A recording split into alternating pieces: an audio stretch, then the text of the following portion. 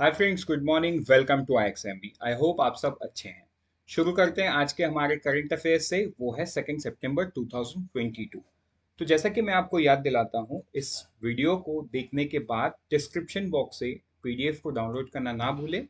And also हमारे website IXMB.com से बीपीडिया को डाउनलोड करें और अपने प्रिपरेशन को कॉम्प्रिहेंसिव बनाएं, रिविजन करके, because revision is the key. शुरू करते हैं हमारे पहले न्यूज, दैट इज मेरा राशन मेरा अधिकार। तो देखो, सबसे पहले इसके बैकग्राउंड को समझते हैं। ऑन 5 अगस्त जो सेक्रेटरी है department of food and public distribution, उन्होंने एक web based common registration facility launch किया था कॉमन लोगों के लिए, मतलब मेरे और आपके लिए। उसका नाम दिया मेरा राशन मेरा अधिकार। एंड तब 11 स्टेट्स जो है वो कौन कौन है, आसाम, गोवा, लक्षद्वीप, महाराष्ट्र, मणिपुर, मेघालय, मिजोरम, एंड ये सारे स्टेट्स ने ज्वाइन किया था उसको। ठीक है। अभी का अपडेट क्या है? अभी के अपडेट के हिसाब से जो 13,000 इंडिविजुअल रजिस्टर है, मतलब मेरे आपके जैसे टोटल 13,000 लोग इस फैसिलिटी के अंडर में रजिस्टर्ड है। किस फैसिलिटी? मेरा राशन मेरा अधिकार। Since it's launch on 5 August 2022 in 11 state. कौन से 11 स्टेट में? ये 11 स्टेट। तो अभी का न्यूज ऐसे है कि ये जो सर्विस है ये और 12 राज्यों में एक्सपैंड होने जा रहा है। तो ये 12 राज्य कौन से हैं? 12 राज्य में यूनियन टेरिटरीज भी है, right? States and UTs. So Chandigarh है, दमन एंड दीव है, हरियाणा, हिमाचल प्रदेश, मध्य प्रदेश, गुजरात, राजस्थान, झारखंड, तेलंगाना, पुडुचेरी, सिक्किम एंड उत्तर प्रदेश। तो ये सारे स्टेट्स इस फैसिलिटी को ज्वाइन कर रहे हैं। अब ये फैसिलिटी है क्या? ये जो फैसिलिटी है ये है initiative to serve as an enabling facility so that state UT can expedite the collection of data for initiating the due process for achieving the coverage of deserving and destitute person under the National Food Security Act upon their respective limits। तो देखो, basically technology को लाना मतलब leakage को कम करना। Because national food security act में होता क्या है कि ये फूड्स जो है डिस्ट्रीब्यूट होते हैं किसको? पुअर्स लोगों को, राइट? जो बेनिफिशियरीज हैं अलग अलग स्कीम्स में, उनको डिस्ट्रीब्यूट होता है। तो ये सही लोगों को सही लिमिट पहुंचे, राइट? NFSA एक्ट के अंडर में। इसीलिए इस टेक्नोलॉजी को बीच में लाया गया है ताकि मतलब जो काम जो अच्छा अच्छा काम टेक्नोलॉजी को यूज करके हुआ है फिनेंशियल वर्ल्ड पे, वैसा ही अच्छा काम, या आप बोल सकते हो DBT, डायरेक्ट बेनिफिट ट्रांसफर के हेल्प से जो गैस का सब्सिडी लोगों को जाता है, वहां पे लीकेज एकदम बंद हो गया है। सो ये भी एक उसी राह में कोशिश है गवर्नमेंट की, कॉमन रजिस्ट्रेशन फैसिलिटी जिसका नाम है मेरा राशन मेरा अधिकार। आई होप ये आपको क्लियर हो गया है। आगे बढ़ते हैं हमारे नेक्स्ट न्यूज पे, वो है GST collection for the month of अगस्त। तो देखो, यहाँ पे आपको दो चीज दिख रहा है और आपको समझना ये है कि लास्ट 6 मंथ से जो GST कलेक्शन है वो 1 लाख करोड़ के ऊपर में ही है। अब अगर हम जुलाई से कंपेयर करें तो थोड़ा सा नीचे गया है। उसका रीजन मैं आपको बताता हूँ, बट अगर हम लास्ट ईयर से कंपेयर करें तो ये डेटा ऊपर जाता दिख रहा है। ठीक है। So on the other hand यहाँ पे आप देखोगे क्वार्टरली डेटा, तो दोनों एक ही चीज, ये मंथ ऑन मंथ डेटा है, ये क्वार्टरली डेटा है। तो देखो, यहाँ पे समझने वाली बात हमारे लिए क्या है? एक तो दो चीज है, एक है ग्रोथ। GST अगर मंथ ऑन मंथ बढ़ रहा है तो इसका मतलब ये है कि इकोनॉमी में ज्यादा गुड्स एंड सर्विसेज की सेल्स हो रही है। So this means growth. On the other hand आपको ये भी चीज फैक्ट में लेना है, जो GST है वो किस प्राइस पे आता है। मतलब किसी भी चीज का जो फैक्टर कॉस्ट होता है उसमें हम टैक्स की नेट टैक्स इंक्लूड करते हैं ताकि हमको क्या मिले? मार्केट कॉस्ट मिले।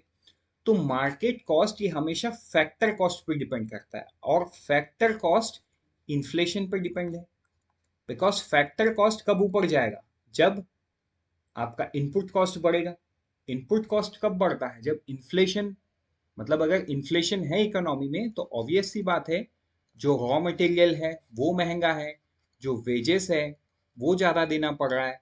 तो ये सारी चीज की वजह से जो इनपुट कॉस्ट है वो थोड़ा सा हायर साइड पे रहता है, तो फैक्टर कॉस्ट बढ़ के आता है। तो बढ़े हुए प्राइस में अगर हम जीएसटी परसेंटेज टर्म्स में लगाए तो भी डेटा बढ़ के आता है, राइट। तो मतलब यहाँ इस डेटा से हमको दो चीज समझना है। एक इस ये तो डेफिनेटली ग्रोथ को दिखाता है, मतलब that is a factor. But इस चीज को हम कोरिलेट किससे करेंगे? जीडीपी डेटा से। अगर जीडीपी में ग्रोथ हुआ है तो ऑब्वियसली वो जीएसटी डेटा कलेक्शन में रिफ्लेक्ट होगा, एंड वो हो रहा है। On the other hand, inflation, मतलब जीडीपी भी ऐसा नहीं है कि बहुत ज्यादा ग्रोथ हुआ है।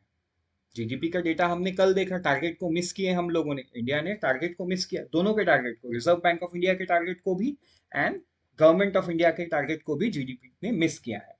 तो उस इन दैट सेंस अगर हम अभी उससे कोरिलेट करते हैं जीएसटी को, तो जीएसटी में देखो एक डी ग्रोथ दिखा from last month to this month, लेकिन एक अगर हम क्वार्टरली डेटा देखें तो हमको ये बढ़ता हुआ नजर आ रहा है। तो देखो ये बढ़ा, फिर ये अगस्त में कम हो गया। तो ये जो कम आपको दिख रहा है ना कहीं इन्फ्लेशन को दिखाता है, क्योंकि अभी आप लास्ट 2-3 दिनों के न्यूज में देखे हो कि inflation has ease down in in the month of July. मतलब उससे पहले जो था ईज डाउन, मतलब अभी भी वो आरबीआई के टॉलरेंस बैंड जो 2 to 6% का टॉलरेंस बैंड है उससे ज्यादा है। बट जो 7% से ऊपर था वो थोड़ा सा ईज डाउन हुआ है, थोड़ा सा कम हुआ है, राइट। तो ये यहाँ पे दोनों चीज को दिखाता है। आई होप यहाँ पे आपको ये क्लियर हो गया है। आगे बढ़ते हैं हमारे नेक्स्ट न्यूज पे, वो है सीपीएफ ई आवास। तो देखो इसको पढ़ने के पहले, मतलब इसको समझने से पहले एक बैकग्राउंड को हम समझते हैं।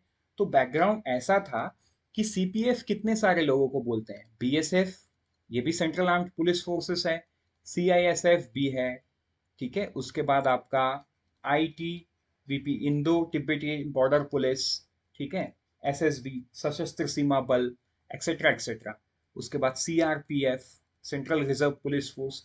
तो ये सारे किस में आते हैं? सीपीएफ में आते हैं। तो देखो इनका अलग अलग एडमिनिस्ट्रेशन है, although everyone reports to ministry of home, home ministry के अंडर में आते हैं, बट ये सेपरेट, सबके पास अपना डायरेक्टर जनरल है, सबके पास अपना एडमिनिस्ट्रेशन है। तो पहले क्या होता था, सबके पास अपना हाउसिंग सिस्टम है, मतलब हर स्टेट हर सिटी में जहां पे इनका एग्जिस्टेंस है वहां पे ऑफिसर्स और पर्सनल बिलो ऑफिसर्स इनके रहने के लिए हाउसिंग है, मतलब गवर्नमेंट की तरफ से जो आ, घर एलोकेट होता है वो था। तो प्रॉब्लम क्या होगा था, मान के चलो सीआरपीएफ के पास 1000 है, बट सीआरपीएफ पर्सनल को रिक्वायरमेंट सिर्फ 600 की है। तो 400 जो फ्लैट्स है या घर है ये हमेशा वैकेंट रह जाता था, क्योंकि ये सीआरपीएफ का था, इसको बीएसएफ यूज नहीं कर सकता था। बट अभी वो सिस्टम खत्म कर दिया गया है थ्रू सीआरपीएफ ई आवास। मतलब जो सीआरपीएफ के पास 1000 घर है, आज के दिन में वो सीआरपीएफ का नहीं है, बल्कि वो सीएपीएफ का है, सेंट्रल आर्म्ड पुलिस फोर्स। तो ये जो घर है ये लोकेशन इसमें बीएसएफ का भी होगा, सीएसएफ का भी होगा, मतलब better management of the facility और the resources available with the ministry of home और द सीएपीएफ, ठीक है। तो इसको लॉन्च किसने किया? Union minister for the home and corporation, ठीक है, मिस्टर अमित शाह। अभी बैकग्राउंड हम समझ लिए, अभी हम वे फॉरवर्ड आगे क्या होगा ये हम देखते हैं, ठीक है। वेरी सॉरी, ये दो पार्ट में लिखा हुआ है, but it's the same sense. Housing satisfaction ratio was around 33% in the 2040। किसके लिए? मतलब सीएपीएफ में जितने सारे लोग हैं, अलग अलग पीएसएफ सीआईएसएफ, इनका जो सेटिस्फैक्शन रेशियो है वो 33% था, वो बढ़ के कितना हुआ? 48% हुआ, ठीक। एंड सीएपीएफ ई आवास के लॉन्च से government is thinking that this will go by 13% without construction of new building, क्योंकि बिना बिल्डिंग कंस्ट्रक्ट किए भी ये जो 600 वैकेंट था, मतलब ये तो हाइपोथेटिकल एग्जांपल था, ये जो वैकेंट था इसको अभी बीएसएफ सीआईएसएफ आईटीबीपी एसएसबी आके यूज कर सकता है। मतलब better distribution of the facility, जहां लोगों को घर नहीं मिल रहा था आज के दिन में वो घर मिल जाएगा। तो ऑब्वियस सी बात है सेटिस्फेक्शन रेट तो ऊपर जाएगा ही। नेक्स्ट है, government is confident that with this meaningful efforts bye MHA the HSR will be 73% by November 2024, which will be great achievement, ठीक है। आगे बढ़ते हैं हमारे नेक्स्ट न्यूज पे, वो है बल्क ड्रग पार्क्स। तो सबसे पहले हम बल्क ड्रग पार्क क्या है वो आप समझ लो कि ये एक बहुत बड़ा कॉमन इंफ्रास्ट्रक्चर फैसिलिटी है जहाँ पे दवाइयाँ बन सकती है, मतलब अलग अलग तरीके की दवाई जिसमें पैकेजिंग सिस्टम है ना, मतलब कॉम्प्रिहेंसिव फैसिलिटी हो, तो उसको बोला गया है बल्क ड्रग पार्क। तो यहाँ पे क्या है अभी का न्यूज की जो यूनियन गवर्नमेंट है उन्होंने इन प्रिंसिपल अप्रूवल दिया है 3 बल्क ड्रग पार्क को बिल्ड करने के लिए। तो पहला होगा हिमाचल प्रदेश में, दूसरा गुजरात में, तीसरा आंध्र प्रदेश में। अभी यहाँ पे इसके कॉस्ट को समझते हैं। जो कॉस्ट है वो गुजरात एंड आंध्र प्रदेश के लिए है, वो 70% ऑफ द प्रोजेक्ट कॉस्ट कौन बियर करेगा? Union government. बाकी का पैसा वो खुद ये करेंगे, मतलब state government. In case of Himachal Pradesh, क्योंकि वो हिली स्टेट है, financial assistant would be 90% of the project cost. तो 90% सेंट्रल गवर्नमेंट देगा, 10% वो अपना देंगे। नाउ ये स्कीम के लिए सेंट्रल गवर्नमेंट ने फाइनेंशियल आउटले कितना दिया है? 3,000 करोड़ रुपए, नोटिफाइड इन 2020। तो ये जो आप स्क्रीनशॉट देख रहे हो ये 2020 से ही है, ये लेटेस्ट स्क्रीनशॉट नहीं है। करेक्ट? तो गवर्नमेंट ने पहले से ही बता दिया था कि 3 को हम देंगे 3,000 रुपए 2020 में, जिसका आज के दिन में इन प्रिंसिपल अप्रूवल मिल गया है। अभी इंडियन फार्मा इस इंडस्ट्री के बारे में थोड़ा समझ लेते हैं और इसके पीछे का रीजन समझ लेते हैं। तो जो इंडियन फार्मास्यूटिकल इंडस्ट्री है वो दुनिया में third largest in the world by volume. ठीक है, अगर हम एक्सपोर्ट की बात करें तो 1,75,000 करोड़ रुपए के आसपास इन दी लास्ट फाइनेंशियल ईयर। तो आप समझ लो कितना बड़ा मार्केट है। ठीक है, कितना बड़ा मार्केट है। Now also India is one of the major producer of active pharma ingredients और bulk drug in the world. मतलब इंडिया ना केवल दवाई बनाता है बल्कि दवाई बनाने के लिए जो इंग्रेडिएंट्स चाहिए वो भी इंडिया मैन्युफैक्चर करता है। India export bulk drug intermediates worth rupees 33,320 crore in the financial year 21-22। I hope ये भी आपको क्लियर हो गया है। आगे बढ़ते हैं हमारे नेक्स्ट न्यूज पे, वो है डिजिटल पेमेंट फाइनेंशियल ईयर 21-22, मतलब जो 31 मार्च 2022 को खत्म हुआ है वो वाले फाइनेंशियल ईयर में डिजिटल पेमेंट का स्टेटस क्या है। तो 24.8 lakh crore has been transferred through DBT mode since 2013। ये एक साल का डेटा नहीं है, ये सिंस 2013 24.8 लाख करोड़ है। Next 6.3 lakh crore in financial year 21-22 alone. ये 24 में से 6.3 लाख करोड़ सिर्फ लास्ट ईयर में था। तो मतलब आप अगर परसेंटेज टर्म्स में देखोगे तो ये कहीं ना कहीं 40% के आसपास है। करेक्ट? 40% के, नॉट एग्जैक्टली 40%, बट कहीं ना कहीं ये 37 to 40% के बीच में है। सिर्फ लास्ट ईयर में इतना कंट्रीब्यूशन है। तो सोचो आने वाले दिन में काम कितना अच्छा हो सकता है। नाउ ऑन एन एवरेज अगर हम देखें 90 lakh DBT payments and process daily in financial year 21-22। ठीक है, as far as digital payment are concern, not more than 8,840 crore digital payment transaction perform during 21-22। ठीक है, आई होप ये छोटा सा डेटा भी आपको क्लियर हो गया है। आगे बढ़ते हैं हमारे नेक्स्ट न्यूज पे, वो है जीडीपी फोरकास्ट। तो देखो कल हमने न्यूज में देखा था कि इंडिया का जो जीडीपी है Q1 में वो 13.5% से ग्रो किया है। अभी ये जो 13.5% है ये तो 10% से ऊपर है, मतलब सुनने में बहुत अच्छा लग रहा है, growing economy. But on the other hand आप अगर टारगेट की बात देखोगे, गवर्नमेंट का टारगेट अराउंड 15% था, तो आरबीआई का 16.2% था, एसबीआई ने 15.7 बोला था, ब्लूमबर्ग सर्वे के 15.4 एंड रिटर्स पोल ने बोला था 15.2।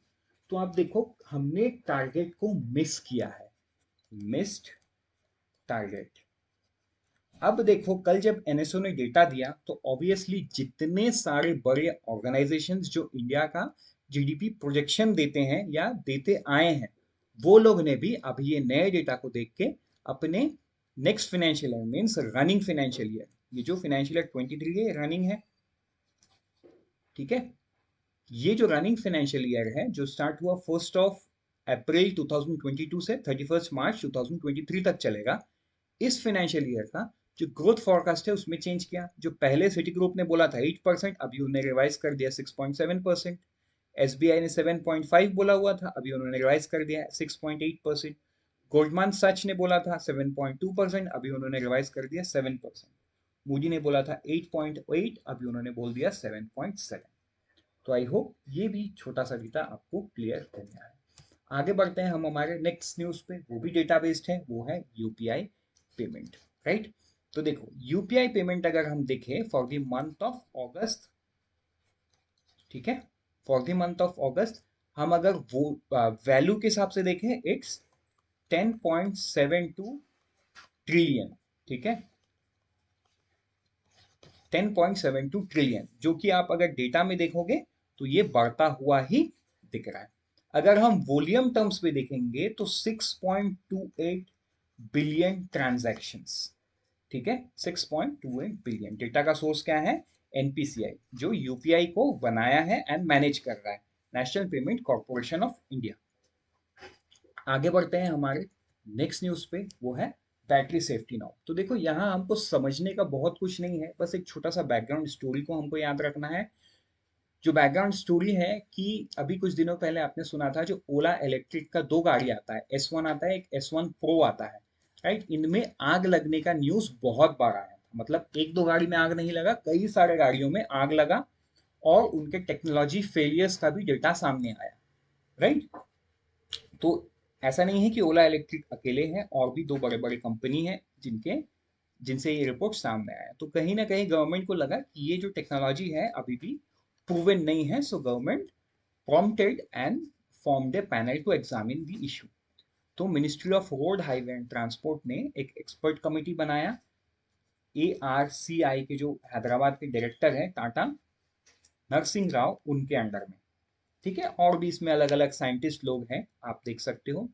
तो इन्होंने अभी रिकमेंड किया है एक सेगमेंट, ठीक है, ये बहुत टेक्निकल इन नेचर है, this is very technical in nature.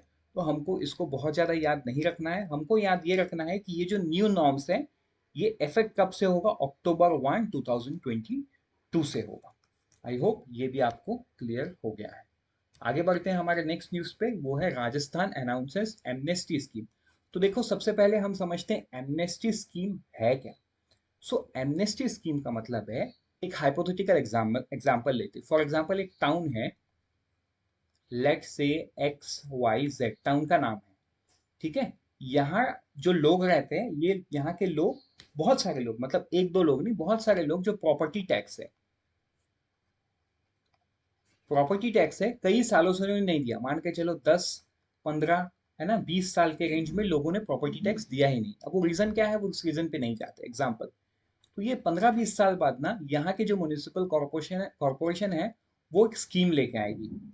वो बोलेगी कि ठीक है, आपका ड्यू मान के चलो 10,000 है, आप उसमें 50% कट करके आप 50% जमा करो, 5,000 रुपए जमा करो, और एक टाइम ड्यूरेशन दे देगी कि अगले 3 महीने में आप इसको जमा करो तो आपका पूरा टैक्स क्लियर हो जाएगा। तो सोचो इन्होंने जो 15 20 साल से पैसा नहीं दिया था, वो 50% या 70% कट पे वो पे करके वो सारे वेव, मतलब वो बेनिफिट स्कीम का बेनिफिट का वो लाभ ले सकती है। तो उस स्कीम को बोलते हैं एमनेस्टी स्कीम। तो ऐसा नहीं है, ये तो हाइपोथेटिकल एग्जांपल दिया मैंने प्रॉपर्टी टैक्स को लेकर, बट ये और भी जगह पे अप्लाई हो सकता है। तो राजस्थान में इसको कहाँ पे अप्लाई किया गया? The mines department arrears interest waiver scheme 2022, इसको बोला गया है। मतलब ये है एक्चुअल स्कीम का नाम, जिसको एमनेस्टी स्कीम भी बोलते हैं। Will be applicable to the outstanding dues of those in business of minor minerals, ठीक है। A maximum relief of 90% and a 40% relief on the principal in different slab would be given in accordance with the outstanding period, ठीक है। तो ये है 90% minimum है, 40% principal में discount मिलेगा उनको। For defaulters who have deposited the principal only have the outstanding interest to pay, the interest amount can be waived off. तो जो लोग हैं जो अपना प्रिंसिपल अमाउंट को दिए, इंटरेस्ट को नहीं दिया, उनका इंटरेस्ट को वेव कर देंगे। तो आगे आप दे सकते हो। बेनिफिट क्या मिलेगा राजस्थान गवर्नमेंट को? More than 1000 cases of this nature are there and the state is expected to get around 50 to 60 crore from there. मतलब स्टेट गवर्नमेंट के एक्सपेंडिचर में 50 से 60 करोड़ रुपए का फायदा इससे हो सकता है, जो कि बहुत सालों से ड्यू है।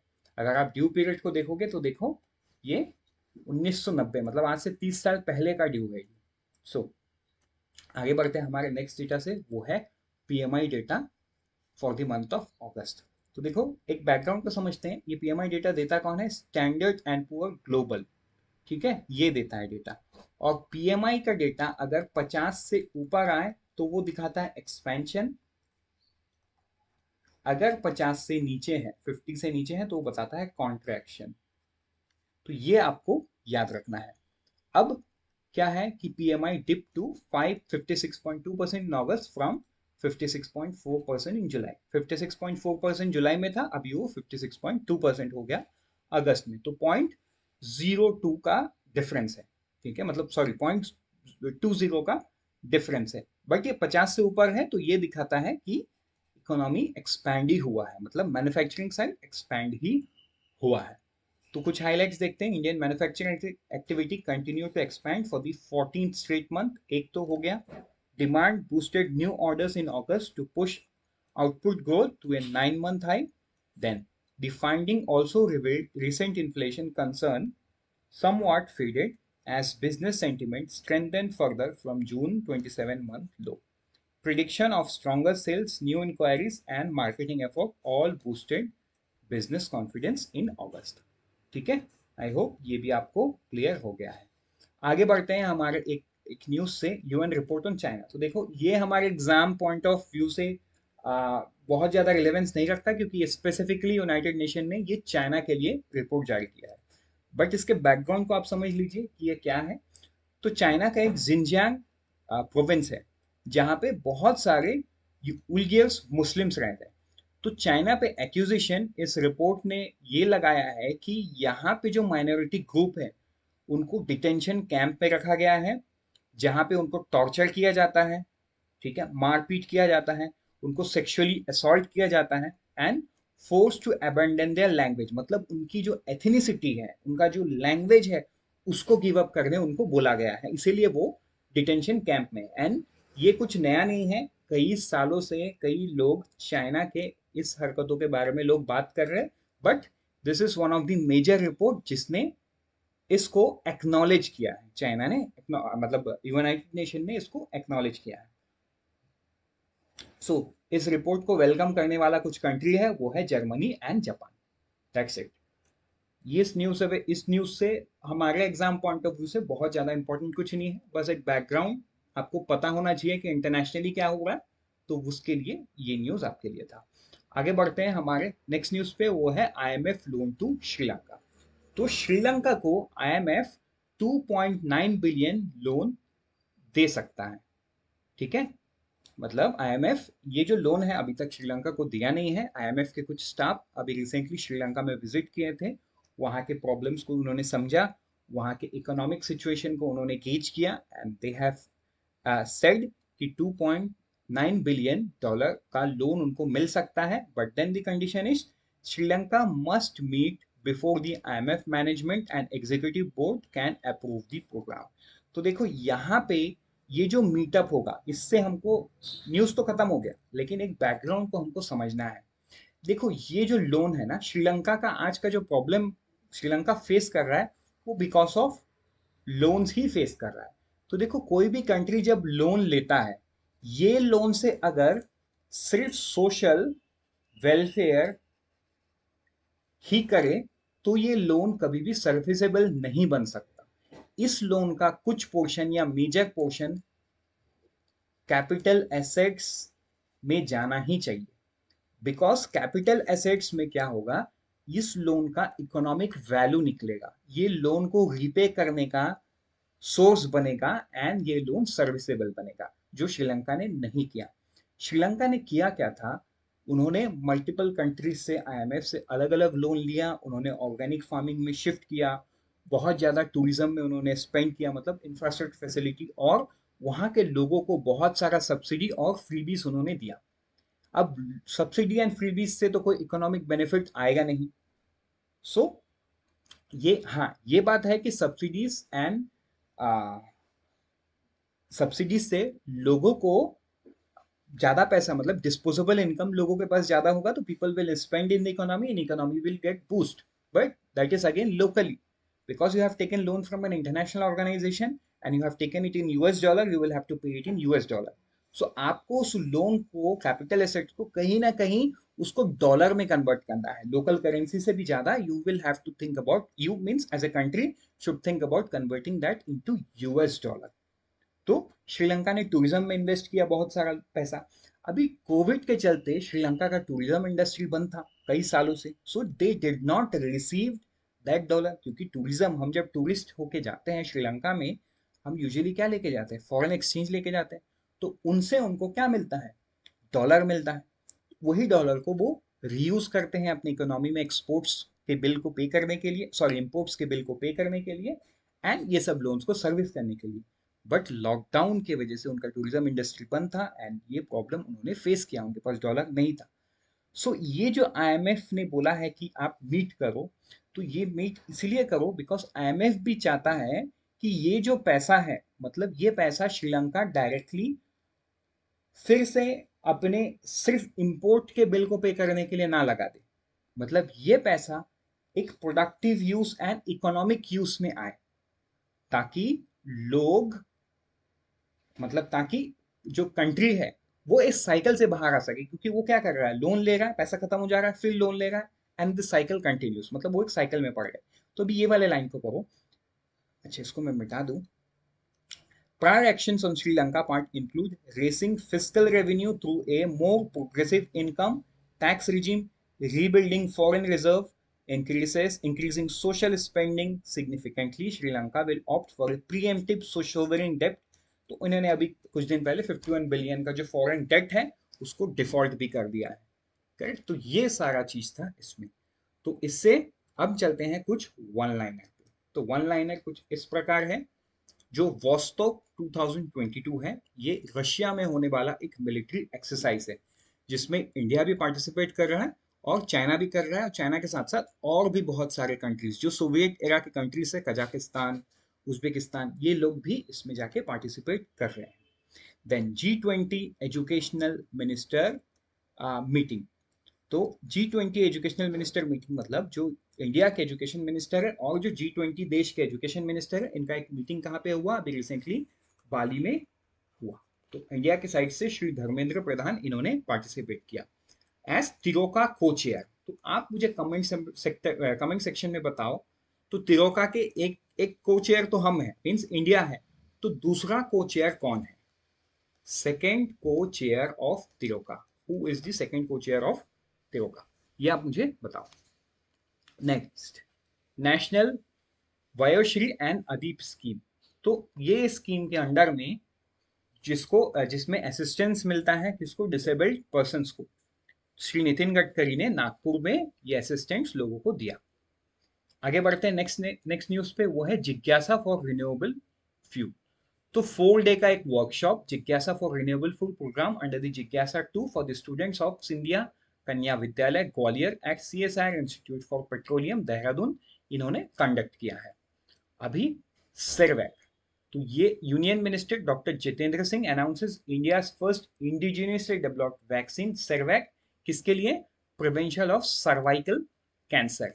ठीक है, ये 200 से 400 रुपए के बीच में होगा एंड इसको भी मैन्युफैक्चर करने वाला कंपनी SSI होगा, सीरियम इंस्टीट्यूट ऑफ टेक्नोलॉजी. आधार पूना वाला कंपनी जिन्होंने वैक्सीन नहीं, कोवैक्सीन तो भारत बायोटेक ने बनाया, एक दूसरा जो वैक्सीन है उन्होंने, ये SSI ने मैन्युफैक्चर किया. ठीक है. अब DMR plates grade 249A and 249B. Okay, यहाँ पे आप मुझे कमेंट सेक्शन में बताओ कि SSI का दूसरा कौन सा, आई मीन SSI का कौन सा vaccine, what is the name of the vaccine manufactured by SSI. जैसे जो कोवैक्सीन है वो मैन्युफैक्चर किसने किया, भारत बायोटेक ने, वैसा ही SSI ने कौन सा वैक्सीन को मैन्युफैक्चर किया. अभी DRM प्लेट. तो ये न्यूज क्या है, ये एक स्टील का नाम है DRM प्लेट, जिसको ग्रेड 249 ग्रेड 249B बोलते हैं. तो ये ग्रेड का स्टील को पहले इंडिया इंपोर्ट करता था, बट आज के दिन में ये Bhilai steel plant, Bokaro steel plant and Rourkela steel plant में बनता है, जो कि सेल के अंडर में आता है, steel authority of India limited के अंडर में आता है. एंड ये स्टील का यूज कहाँ पे किया गया है, Nations first indigenously built aircraft carrier INS Vikrant, जो कुछ दिनों में कोचिन शिपयार्ड लिमिटेड से प्राइम मिनिस्टर उसको लॉन्च करेंगे, मतलब इंडियन नेवी को हैंड ओवर करेंगे। तो ये जो ग्रेड 249A है, इससे उसका बॉडी बना है, एंड ग्रेड 249B उसमें डेक बना है, जिसमें एयरक्राफ्ट लैंड करेगा। वो लैंडिंग डेक को बनाया गया है 249B से। आगे बढ़ते हैं हमारे लास्ट पीस ऑफ न्यूज से, वो है अनसॉलिसिटेड ऑफर। तो ये इसका मीनिंग क्या है? ओके, पहले न्यूज को देखते हैं। The Dhanvarsha group, a Delhi based diversified business house, इन्होंने एक अनसॉलिसिटेड ऑफर रखा है to buy the old generation private sector lender Dhanlaxmi bank. ठीक है, तो धनलक्ष्मी बैंक को उन्होंने खरीदने का ऑफर रखा है, जो कि 300 करोड़ रुपए में। कितने में? 300 करोड़। उन्होंने ऑफर दिया है 11.85 पर शेयर, बट अगर आप स्टॉक मार्केट की बात करो तो स्टॉक मार्केट में ये थोड़ा सा ज्यादा, ये 12 रुपए के आसपास ट्रेड कर रहा है, तो वो जो वैल्यूएशन है वो 302 करोड़ रुपए के आसपास आता है। बट यहाँ पे हम समझते हैं कि अनसोलिसिटेड ऑफर किसको बोलते हैं।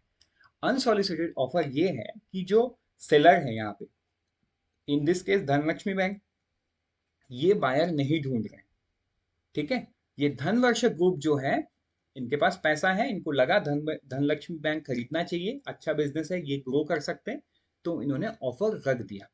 बट यहाँ पे जो जो एंटिटी को बाय किया जा रहा है, यहाँ पे धनलक्ष्मी बैंक है, इन्होंने ये बायर नहीं ढूंढ रहे हैं। मतलब अनसोलिसिटेड ऑफर, मतलब समझो, मान के चलो आप एक कार ओन करते हो, ठीक है, और मैंने आपको कल के डेट में बता दिया कि मैं आपका कार को खरीदूंगा 10 लाख रुपए में। देखो, आप तो बेच नहीं रहे हो, राइट? ना ही आप बेच रहे हो, ना ही आप बायर ढूंढ रहे हो। मैंने आपको बता दिया कि आप मुझे बेच दो 10 लाख रुपए में, मतलब मैंने आपको अनसोलिसिटेड एक ऑफर दिया है। अभी आपको अगर इसको ये वायबल लगता है, आप मुझे बेच दोगे, नहीं लगा तो आप नहीं बेचोगे। That's it. With this, unfold your potential with IXMB. All the best.